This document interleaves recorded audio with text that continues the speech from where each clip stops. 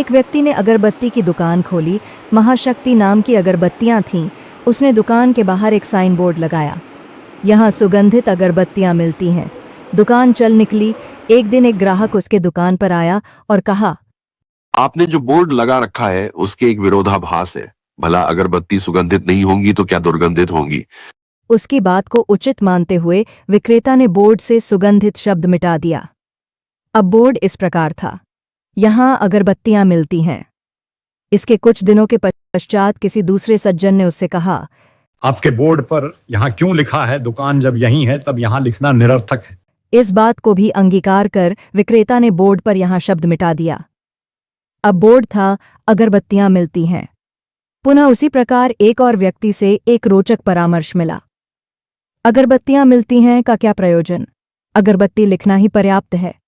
अतः वह बोर्ड केवल एक शब्द के साथ रह गया, अगरबत्ती।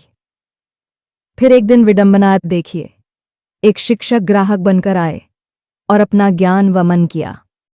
दुकान जब मात्र अगरबत्तियों की है तो इसका बोर्ड लगाने का क्या लाभ? लोग तो देखकर ही समझ जाएंगे कि मात्र अगरबत्तियों की दुकान है। इस प्रकार वह बोर्ड ही वहां से हट गया। कालांतर में दुकान की बिक्री मंद पड़ने लगी और विक्रेता चिंतित रहने लगा। एक दिन में उसका पुराना मित्र उसके पास आया। अनेक वर्षों के उपरांत वे मिल रहे थे।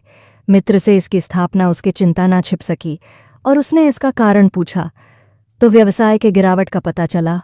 मित्र ने सब कुछ ध्यान से देखा और कहा, तुम बिल्कुल ही मूर्ख हो।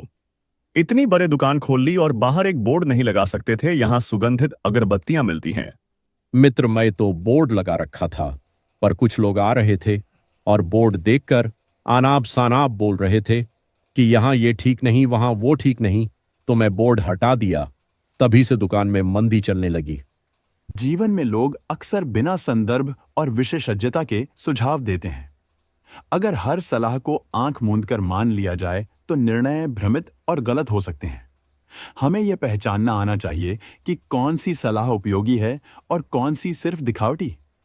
जब हम कोई निर्णय लेते हैं तो उसके पीछे हमारी सोच, अनुभव और उद्देश्य होते हैं।